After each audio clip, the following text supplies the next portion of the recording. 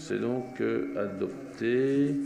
Le point 28, convention pluriannuelle de partenariat pour l'accompagnement à la parentalité dans le cadre de la scolarité 2-3 ans.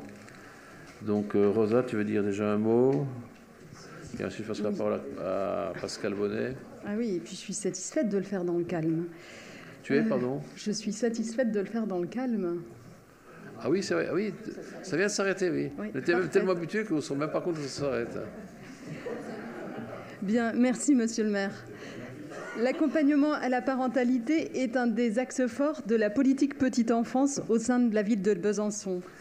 Nous avons l'ambition de décliner cette politique par des actions que nous menons tant au niveau des établissements d'accueil du jeune enfant qu'au niveau des petites sections, toutes petites sections de maternelle du réseau d'éducation prioritaire. Et ceci pour 2 raisons. La première raison découle de l'évaluation de la politique de soutien à la parentalité menée par l'IGAS en 2013 et qui fait le constat que les parents qui ont le plus besoin de ces accompagnements sont, en définitive, le plus éloignés des dispositifs de soutien, avec le risque aussi d'interpréter à tort cette distance comme un désintérêt. Donc, une des recommandations formulées dans ce rapport consiste à mettre en place des ateliers d'accompagnement à la parentalité dans des lieux de fréquentation naturelle des familles, à savoir les crèches, les PMI et les écoles. Ainsi, nous avons suivi cette recommandation.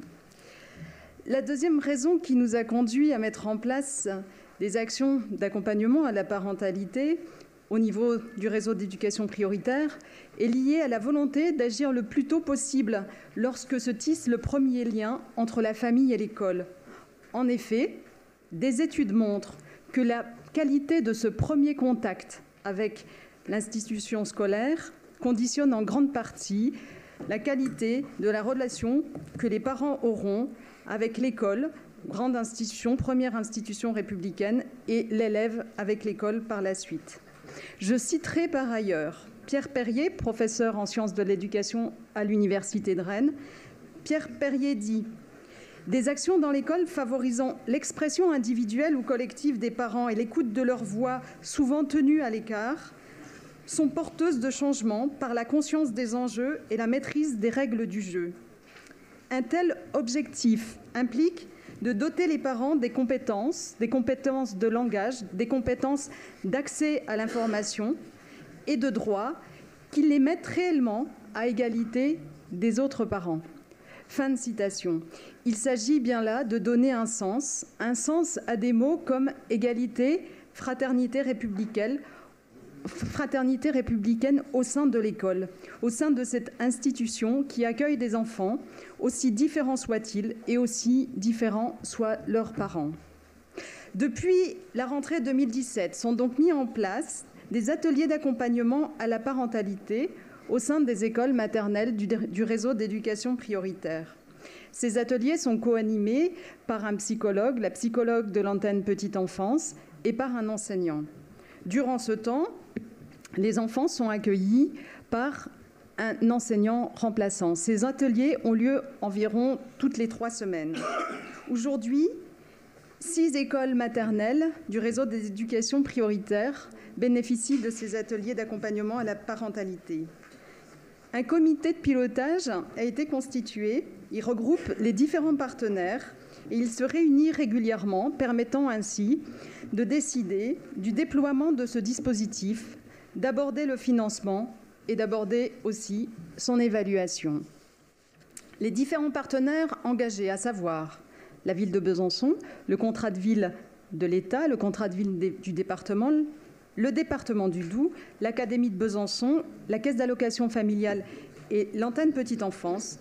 Ces différents partenaires souhaiteraient consolider ces actions innovantes qui montrent déjà leur efficacité en se dotant d'une convention pluriannuelle pour la période 2019-2021. Je vous remercie de votre attention. Merci, Rosa. Pascal Bonnet. Oui, je pense qu'il est en effet intéressant qu'on prenne le temps de s'arrêter sur un tel sujet parce que très souvent, ces rapports passent très vite alors que d'autres sont régulièrement réabordés durablement. Et je voulais en profiter pour saluer le travail qui se fait de longue date avec l'antenne de petite enfance par la ville de Besançon.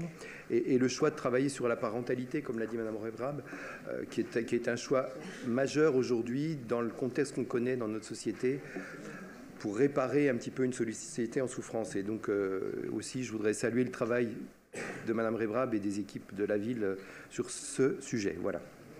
Merci beaucoup. Donc je mets ce rapport, Monsieur Croisier. Oui, pour aller dans le même sens, on a eu, je le note aussi, une discussion très très constructive et très très consensuelle en commission. Et les directions et les orientations choisies par Mme Rebrab et par la municipalité nous conviennent par rapport à ce sujet. Voilà, merci.